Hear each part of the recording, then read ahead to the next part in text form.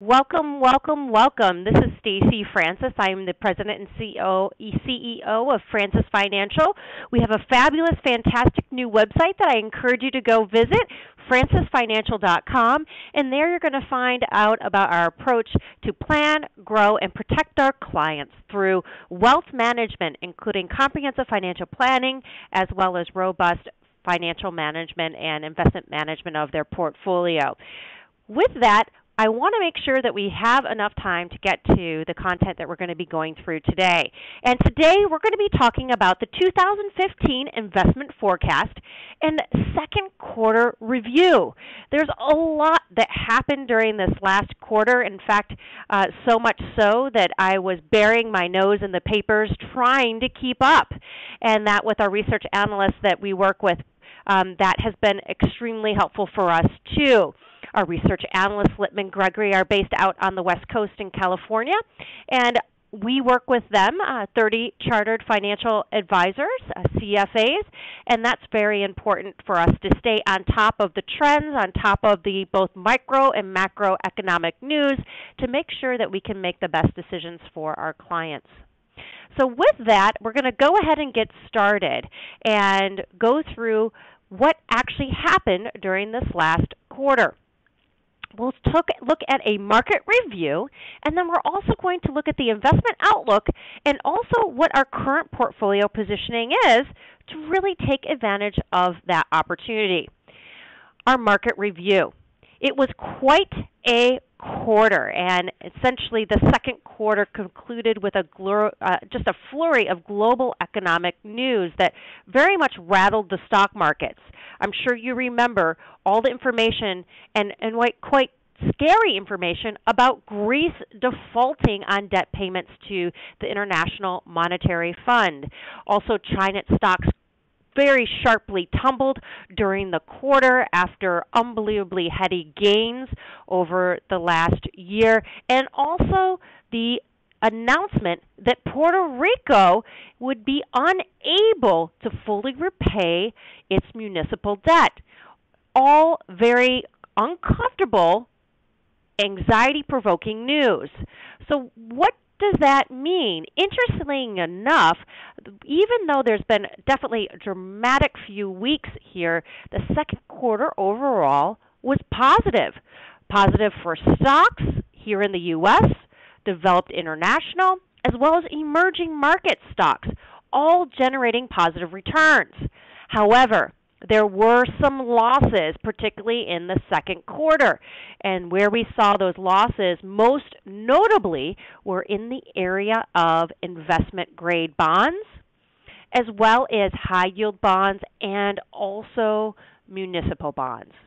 So as we look over here to the right, you can see how are the different asset classes performing, not only for the second quarter, but even more importantly, year to date. So from January 1st, 2015 through the end of June.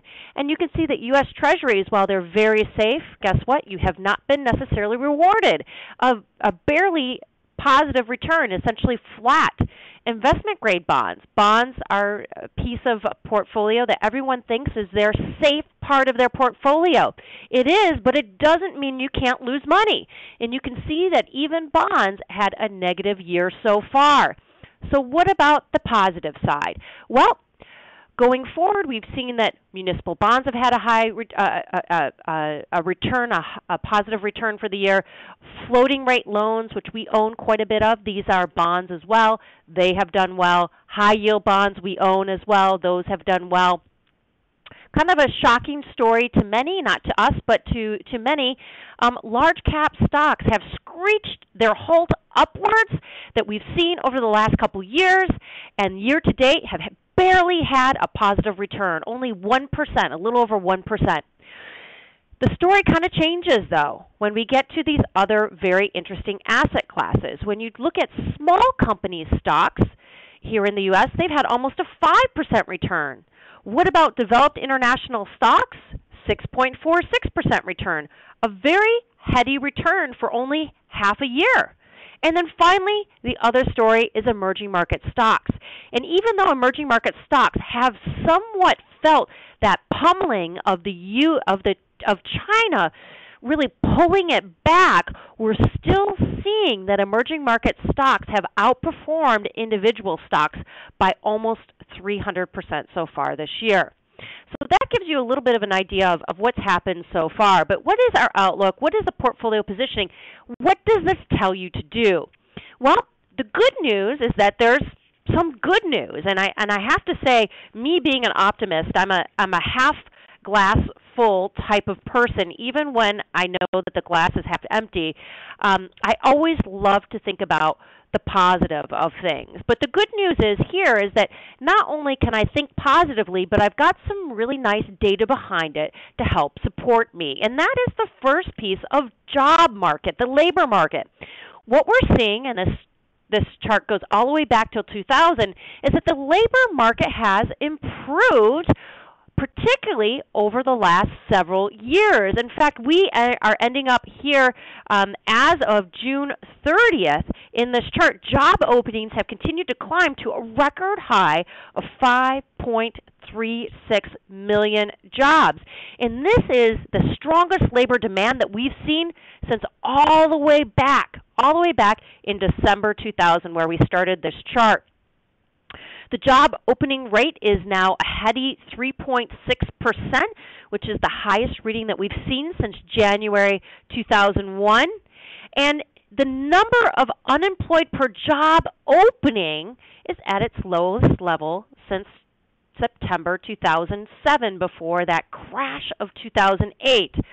So what does that mean? Well, that means good things for workers, because if there are fewer people unemployed, there can also be pressure on increasing wages. In fact, wage growth is showing signs of accelerating. We went all the way back to 1983, and what we're seeing is that as the labor market tightens, again, as there are fewer people looking for work and more jobs being offered, wage growth is starting to show those signs of accelerating, which you can see right here in the chart. So even though it is still below the levels the Fed has wanted to see, overall, we're heading in the right direction. In fact, average hourly earnings increased at a rate of 2.3% from May 2014 through May 2015. And as you can see here in this chart, which really shows the employment cost index, that this has increased by 2.6%. That means that employing individuals the cost of that has gone up. It's gone up by 2.6%. Why? Because, well, you're having to pay those employees more. Overall, this is very good for consumers, because for many years you can see that the cost of having employees actually went down quite a bit, and that is because there was a pressure to reduce wages. More money in the economy, more people receiving money, that is a good thing for the economy overall. Definitely shows healthy economic growth. So what about profit margins? This is something to be careful about, because I have to say that half glass full, I do have to acknowledge that there are some headwinds that might mean that we have the half glass empty. Our outlook for the economy, as I mentioned, it's generally positive, but counterintuitively, even though we're seeing improved economic growth, that could be the negative catalyst for stocks to go down. This may sound odd, but let me explain. What we're seeing is that the strengthening in the labor market, resulting in higher wages for individuals, is putting pressure on the profit margins of companies. It's harder to have a higher profit margin if you have to pay your employees more. So unfortunately, this could be some of the reason why we're going to see lower returns for U.S. stocks going forward over the next 5 years. So what does this chart show us? This chart shows us profit margins and earnings.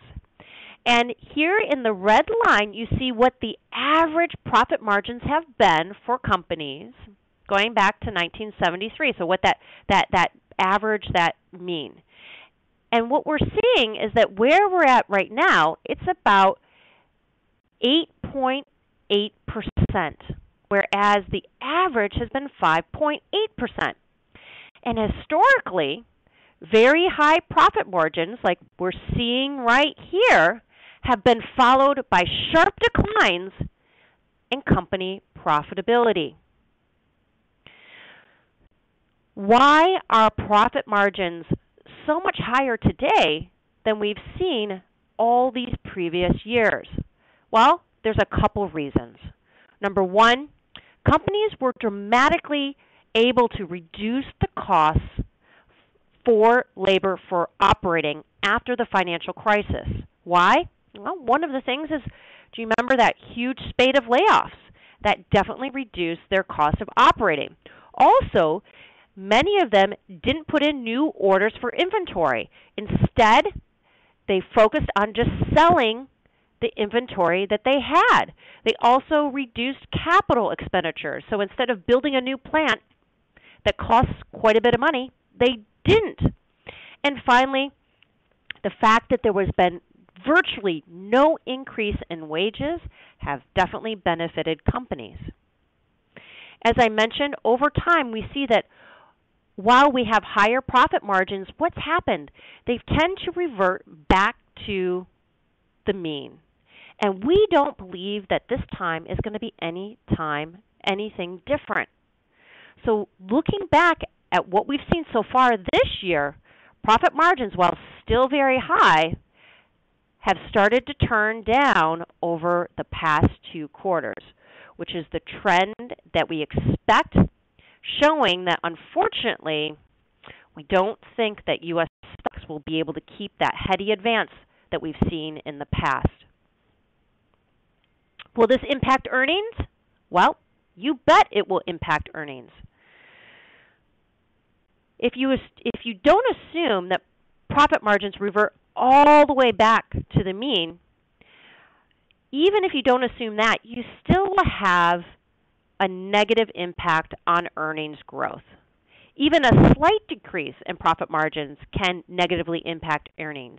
And as you see here, we have both earnings as well as revenue growth estimates.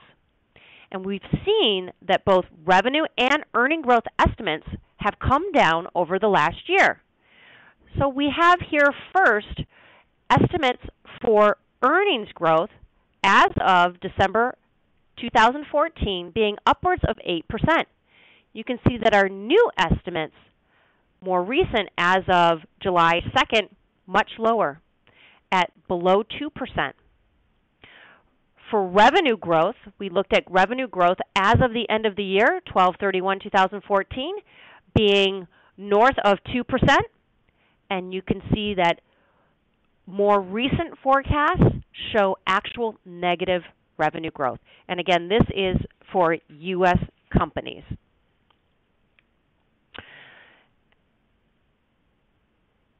As far as long-term returns for U.S. stocks, we look at where they're also being valued today. We have a chart that shows the S&P 500 price to earnings ratio going all the way back to 1965. And this is just one of the ways that we measure or evaluate whether or not stocks are expensive. And while valuations are not necessarily the best predictor of short-term market movements, we do know that long-term, it really is something that you do want to watch. The current S&P 500 median price to earnings ratio is right over here, coming in at 21.5%. This is 27% above the 50-year median that we see here of 16.77. It's actually nearest the highest levels that we've seen in the past 10 years. It's not extremely overvalued, like we see here. This is 2008, where we or even the internet bubble that we saw in the late 1990s. But it's also showing that the U.S. stock market is not necessarily really cheap. So I just came back from London and spent a lot of time looking around there, meeting with clients, and getting more information about what is really going on in Europe. And we have some wonderful information to share with you. And that is the story that I'm telling you about the U.S. stock market of not necessarily growing as quickly as we've seen in the past. I actually have the actual opposite information to share with you about the Eurozone. The Eurozone is actually showing some definite signs of improvement despite the up and down and concern of news, particularly about Greece. In fact, the first quarter GDP growth for this region was much higher than expected. There's still some room to go, but it definitely was much higher than expected. There have been definitely some accommodative moves that have been taken by the European Central Bank, and it's resulted in a meaningful decline in the euro currency against most other major currencies. And I'll give you a perfect example. I went to have U.S. dollars exchanged into euros for my sister-in-law and her husband because they're going for their 25th anniversary, flying from London to Rome. It's one of their first times in over a decade that they're actually going without the kids. And we wanted to do something really special for them so that when they go to Rome, they can really enjoy themselves. And between you and I have to tell you that the gift of what I was able to give them this year versus the amount I could have given them a year ago is very different. For $100, I was able to get far more euros than I could have a year ago. Well, it made me look great, but more importantly, it's very positive for companies in the Eurozone. Companies in the Eurozone are really benefiting from the fact that the currencies outside of the Eurozone, the pound, the dollar, the yen, is much stronger against the euro. That means that as they export goods, those goods are cheaper. Just like when I would be traveling to France, hopefully sometime next year, things will be much cheaper for me because my dollar is going to buy a whole lot more because it's much stronger against the euro. It makes the European companies essentially much more competitive versus the rest of the world. And the Eurozone also has definitely also benefited from lower oil prices. So this is, again, that glass full news. Now, I know one of the biggest concerns as we tell you this, the first concern is, but what about Greece? I have to tell you that it's very important to keep Greece's economic impact in perspective. Once I explain to you how big Greece's economy is to, number one, the Eurozone, but then the world in general, it will help you feel more comfortable with what's going on. In fact, Greece's economy represents only 2% of the Eurozone gross domestic product and only 0.3% of global GDP. So you can see it's very, very slight, very small. The other positive news is that over the last several years, much of Greek debt has been purchased by other organizations than companies, more government-related, such as taxpayer support entities, the European Central Bank, the International Monetary Fund, which can much better handle a default. Now, if Greece does exit the Eurozone, which I think is extremely likely, and we've seen with the recent negotiations that that's not going to really happen, we also have very little risk of what we call financial contagion, that being very low. And that current concern is that Greece leaving the Eurozone could have a knock-on negative effect, similar to what we saw with Lehman Brothers or the subprime crisis that we saw back in 2008 and 9.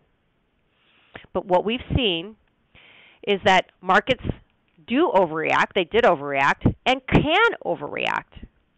So there definitely is the possibility of a short-term hit to companies, countries in that Eurozone, but long-term, we feel very confident about the prospects of this area of the world.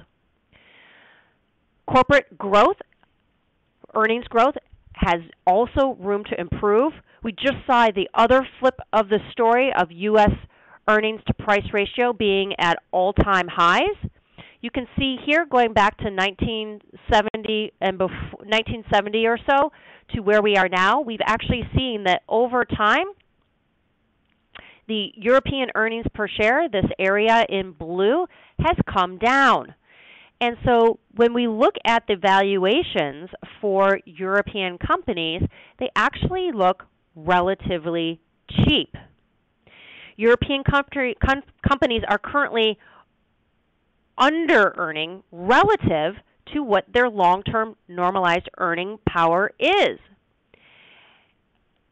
And this is their normalized earnings right here in the middle. So you can see that they're actually below where they typically are. So the chart we're looking at here shows earnings growth for companies in the MSCI Europe Index. And as you can see, earnings growth has averaged about a total of 5.5% for the past roughly 45 years. And currently, you can see that it's far below that number, as I just mentioned. Over the next 5 years, we believe it's going to move more in line with these longer-term trends, essentially moving upwards, essentially higher than what the market expects. So when we look forward at our portfolio, we see over the next 5 years that European stocks are actually going to outperform U.S. stocks. So how do you look at this versus U.S. stocks? And here what we've done, we've added in not only U.S. right here for the earnings per share ratio, but we also added in the global, which considers U.S. as well as the entire globe, and then finally where the European market is. And you can see very, very strongly that European stocks are definitely trading at very attractive valuations, especially based on their normalized earnings power. Based on current earnings, European stocks are fairly valued, and in fact, compared to U.S. stocks up here, relatively cheap. So what about emerging markets? And what about our big concern of China? We have seen that overall emerging markets are trading at lower values too when it comes to earnings per share. I'm sorry, earnings price per earnings. We have here in front of us, emerging market stocks are similar to Europe in that their valuations look very attractive and their earnings appear to be very depressed relative to their longer-term expectations. And so, again, between U.S. stocks that are trading at a higher level and emerging markets, it's showing us the case that moving forward, there is much more excitement about emerging market stock investment than we have currently for U.S. stock investment. But what about China? What about China? There's a lot going on, and you need to know. There has been relatively quite a bit of volatility in Chinese equities. It's been largely limited to stocks that are on two different exchanges. The first is the mainland-based Shanghai Exchange, and the second is the Shenzhen Index, which is also known as A-shares. This generally consists of smaller companies.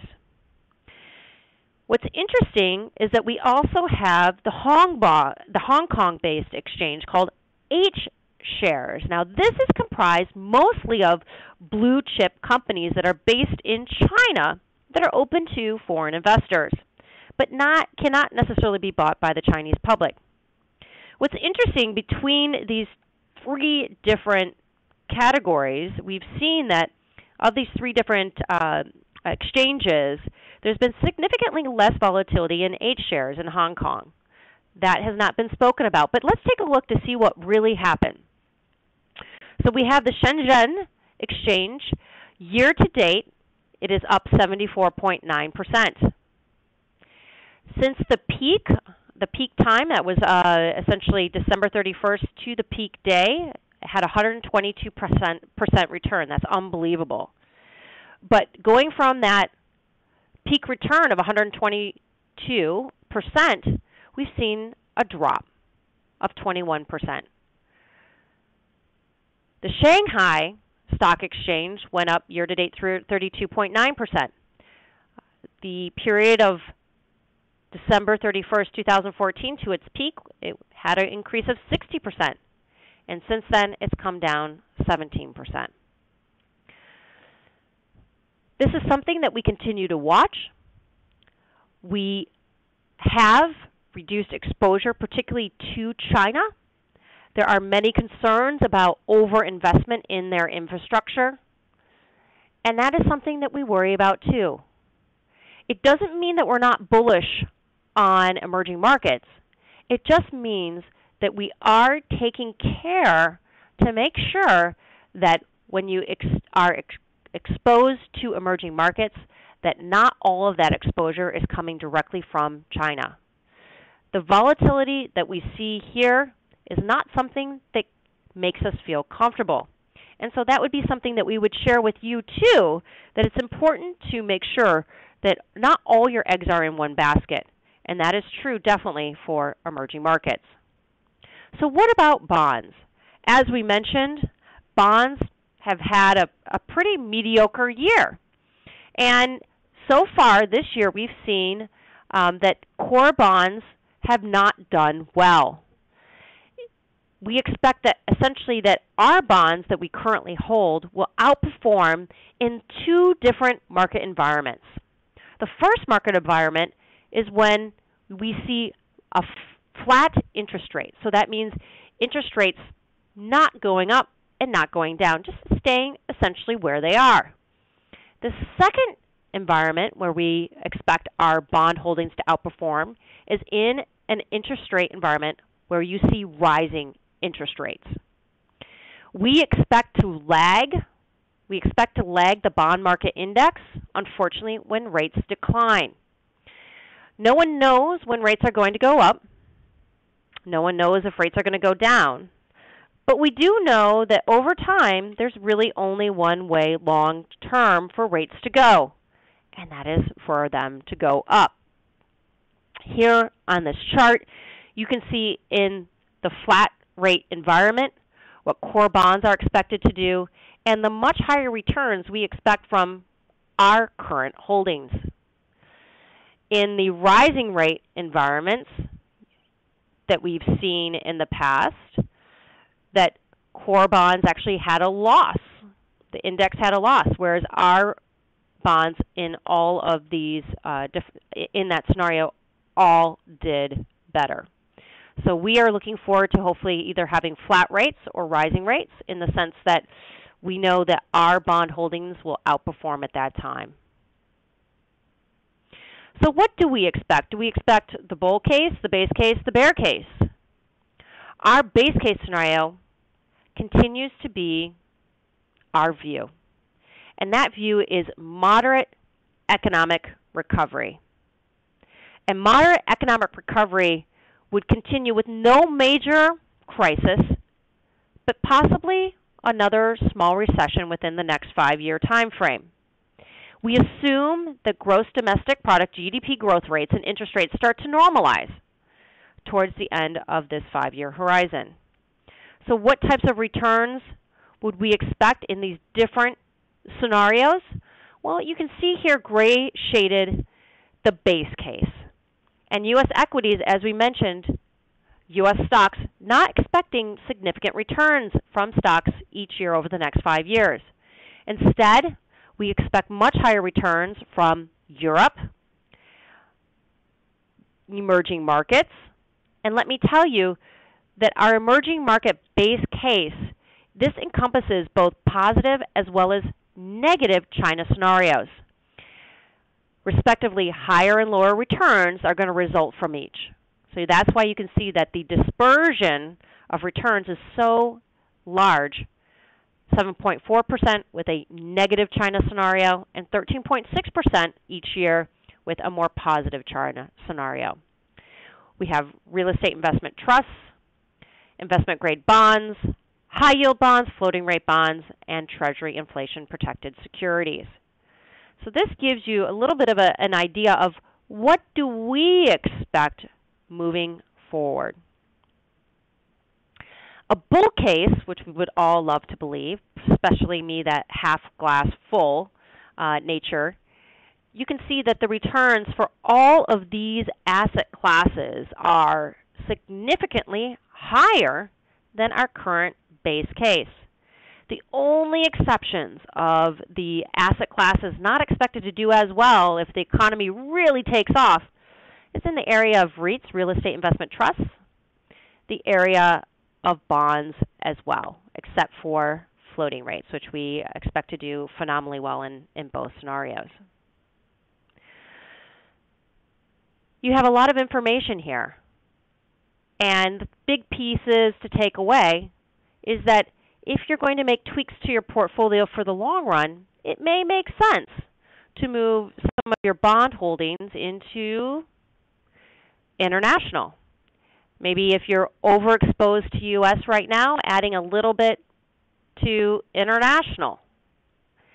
But what's most important is that you don't put all your eggs in one basket.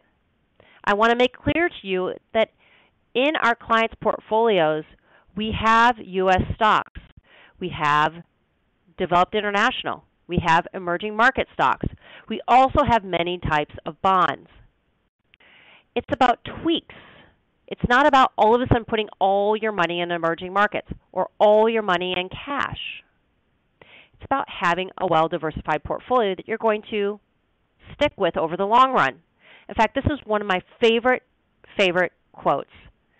And it's about staying invested for the long run. A lot of financial failure comes from reacting to the market. In other words, stick with the plan. We went through a lot of information. If you have any questions about the information we presented here today for you, or any other financial concerns that you might have, please let us know. You can reach out to me at stacy@francisfinancial.com. Call us at the office, 212-374-9008, or visit our website, www.francisfinancial.com.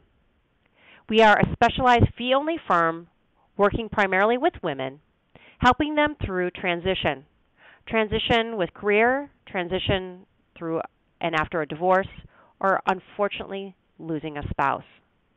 We work with you to help ensure that the money you have will be there for you so that you can concentrate on the things, the people you love without having to worry about your long-term financial security.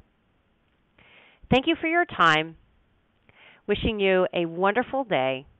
And again, know that we here are a resource for you. Stacy Francis signing off from Francis Financial.